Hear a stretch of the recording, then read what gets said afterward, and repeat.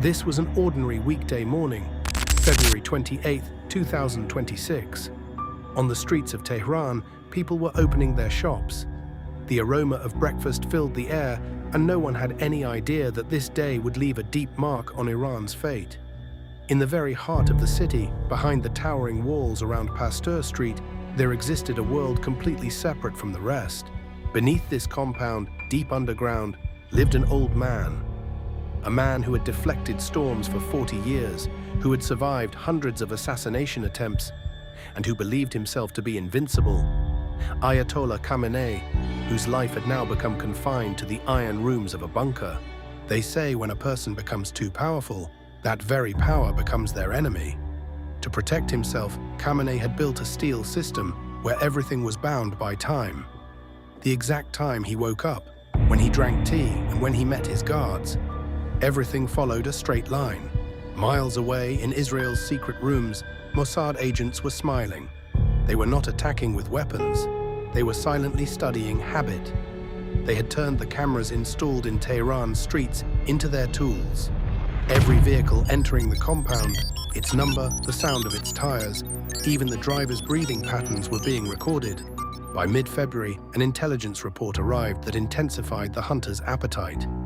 A secret meeting, a day when the bunker door, closed for months, was to open. Netanyahu picked up the phone, and on the other side was Donald Trump. Few words were exchanged, but the meaning was clear. It was time to begin the Fury Epic operation. 9:15 a.m. The convoy began moving. Khamenei was seated in his specially designed bulletproof vehicle. Around him was a layer of security considered impossible to break. But what they didn't know was that their own security protocol had become a trap. At every turn where the vehicle slowed down, a digital eye had already locked onto its target. Suddenly, silence fell over the entire street. Phones went dead. Wireless sets produced only static. They were cut off. They were alone, strangers on their own land. 9:40 a.m., the moment when the earth trembled. Not one, but several powerful explosions shook the heart of Tehran. The strong compound on Pasteur Street, those invincible walls, turned into rubble within seconds. The smoke was so dense that it hid the sunlight, and the screams were so loud that the entire city was gripped with fear.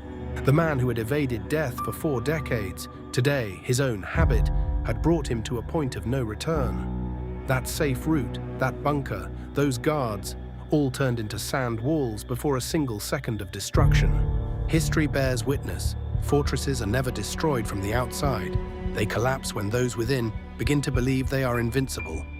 The first chapter of Fury Epic has ended, but it has delivered a message to the world that in modern warfare, more dangerous than power is the information that silently watches every moment of your life.